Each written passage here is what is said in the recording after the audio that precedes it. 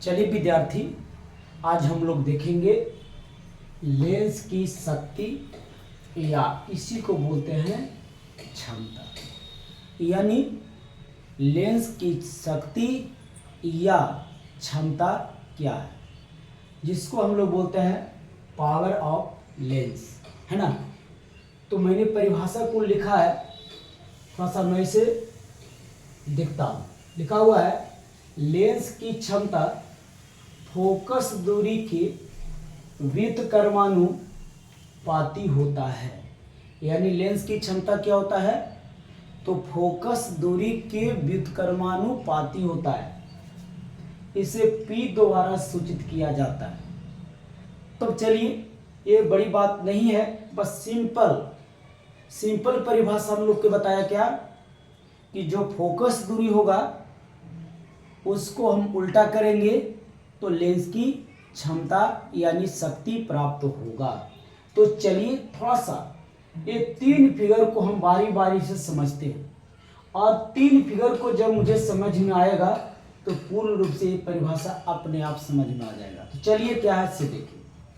यहाँ पे देख रहे होंगे दो लेंस मैंने लिया, दोनों लेंस को अगर तुलना करें तो एक लेंस पतला है और एक लेंस मोटा है। ऐसा क्यों कि हमने एक लेंस पतला लिया और एक लेंस मोटा लिया? याद रखेंगे, प्रकाश का जो अपवर्तन होता है पतला लेंस से कम होता है और मोटा लेंस से अधिक होती है। बात को समझो, लेंस का जो अपवर्तन होता है वो पतला लेंस से कम होता है और मोटा लेंस से अधिक होता है, वो भी मैं बताऊंगा। दूसरी बात, इसकी जो क्षमता होगी इसके अपेक्षा बहुत कम होगा और इसकी क्षमता अधिक होगा। कैसे? बात को समझो। मान लिया जाए एक किरण जा रही है, किरण जब भी जाती है तो मुख्य अक्ष के समानांतर जाती है और ये किरण इस तरीका से क्या हुआ, अपवर्तित हो गया। आगे देखते हैं, जस्ट इसी के जैसा ये किरण जा रही है और यहां से अपवर्तित होगा तो ये किरण यहां से क्या हुआ, मुख्य अक्ष से पार कर गया। तो यहां से देखने से पता क्या चला कि इसका जो अपवर्तन है, इसके अपवर्तन के अलावा ये कम है और ये ज़्यादा है। अगर यहाँ देखा जाए तो इसकी फोकस दूरी यदि ये 20 है तो इसकी फोकस दूरी ये जैसा छोटा लग रहा है, लगभग अनुमान में लेता हूँ, रियल में आप नहीं समझेंगे, 15 होगा 10 होगा। तो हम लोग की पहचानना पड़ेगा कि यहाँ से इसकी फोकस दूरी ये हो रही है और यहाँ से इसकी फोकस दूरी ये हो रही है। इसका अर्थ ये हुआ कि इसकी फोकस दूरी कम हो रहा है और इसकी ये फोकस दूरी अधिक हो रहा है। तो जब हम जानते हैं कि फोकस दूरी यानी P बराबर 1/f होता है, तो बात यहाँ पे समझेंगे। यदि P बराबर 1/f होता है तब क्या होगा, चलिए एक काम करते हैं, एक समान कॉमन है रख लीजिए, यहाँ पे 20 इसकी मान रखते हैं और इसके लिए यहाँ पे रखते हैं 1/15। अब देखिए तो इसका मान ज़्यादा होगा या इसका मान ज़्यादा होगा? इसका मान ज़्यादा होगा, क्योंकि हम जानते हैं इसका हर छोटा है, इसका हर भागा बड़ा है। अब चलिए, तो हम यहाँ पे बताना क्या चाहे, बस दो बात यहाँ पे हम लोग सीखेंगे कि जो पतला लेंस होती है उस पतले लेंस का जो अपवर्तन होता है कम होता है किसके तुलना में, मोटे लेंस की तुलना में। यानी मोटा लेंस की अपवर्तन अधिक होता है। अपवर्तन अधिक होता है का मतलब क्या हुआ, तो जब इससे प्रकाश की किरण जाती है तो ये बहुत ज़्यादा मोड़ देता है, और जब इससे प्रकाश की किरण जाती है तो ये भी मोड़ता है लेकिन इसके अपेक्षा कम मोड़ता है। इसीलिए इस लेंस की क्षमता कम हुआ और इस लेंस की क्षमता अधिक हुआ, है ना। तो आपसे सवाल कोई करेंगे कि पतला लेंस का क्षमता अधिक होगा कि मोटा लेंस का, तो हम आंसर किसका मारेंगे, मोटा लेंस का। फिर कोई पूछेगा लेंस का अपवर्तन, पतला लेंस प्रकाश का अपवर्तन पतला लेंस अधिक करता है या मोटा लेंस, तो हम क्या मारेंगे?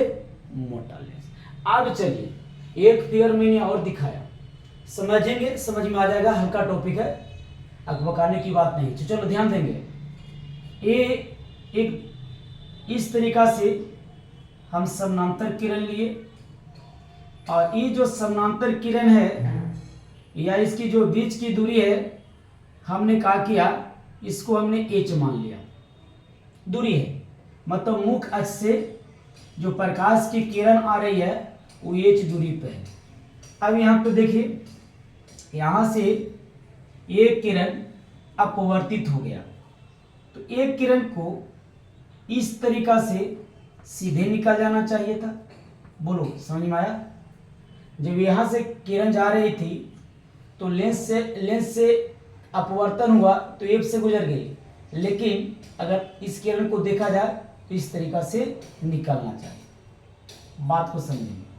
तो इसके साथ मान लिया जाए कि एक कोण बना, कोण डेल्टा, एक कोण बनाया, तो थोड़ा सा समझ के देखा जाए तो ये कोई दो रेखाएं इस तरीका से समानांतर होती है और इस तरह से कोई काटता है, तो ये कोण अगर 30 डिग्री है तो ये कोण कितना होगा? 30 डिग्री, एकांतर कोण से। तो बताओ ये अगर डेल्टा कोण बन रहा है तो ये कितना होगा? क्लियर हो गया? अब चलो इस बिंदु को मैं ए मानता हूं और ये प्रकाशीय केंद्र ओ है, तो अब बात बनाओ, ये त्रिभुज बन रहा है, ये त्रिभुज बन रहा है, ये त्रिभुज बन रहा है। अब देखो ये न्यून कोण है तो ये क्या कहलाएगी? लंब। अच्छा एक बात और देखेंगे, यहाँ से h है दूरी, तो ये कितना होगा? ये भी h होगा। ई एन को ऊपर दे दीजिए, यहाँ दे दीजिए, यहाँ दे दीजिए, ज्यादा बेटर होगा, ई एन होगा। तो बताइए कि ये क्या होगा? लंब होगा, ये क्या होगा? आधार होगा।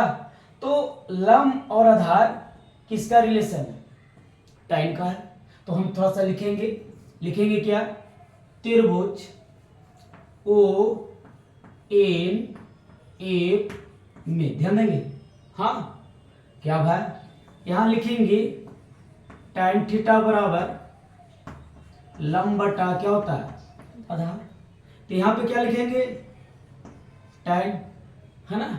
थीटा कितना देंगे? डेल्टा। लंब कितना देंगे? h। आधार कितना देंगे? अब देखो ये भी बिंदु है, लेकिन यहां से यहां तक ये फोकस दूरी है ना, तो क्या होगा? ये। अब देखिए थोड़ा सा समझेंगे, क्या समझेंगे? तो यहां पर मैं लिख रहा हूं tan डेल्टा बराबर ये डेल्टा होता है, थोड़ा सा सीखेंगे। तो यहां पर क्या मिलेगा? ये डेल्टा बराबर क्या मिलेगा? h बटा f। हाँ एक काम कीजिए, ये जो h जो देख रहे हैं, अगर इसकी दूरी एकांक हो, है ना, मतलब यहां पर हम लिखना चाह रहे हैं, दिखाई दे रहा बाबू? लिखना चाह रहे हैं मुख्य अक्ष, नहीं दिखाई दे रहा? मुख्य अक्ष के समानांतर, है ना, आती किरण, मुख्य अक्ष के समानांतर आती किरण, मुख्य अक्ष के समानांतर आती किरण एकांक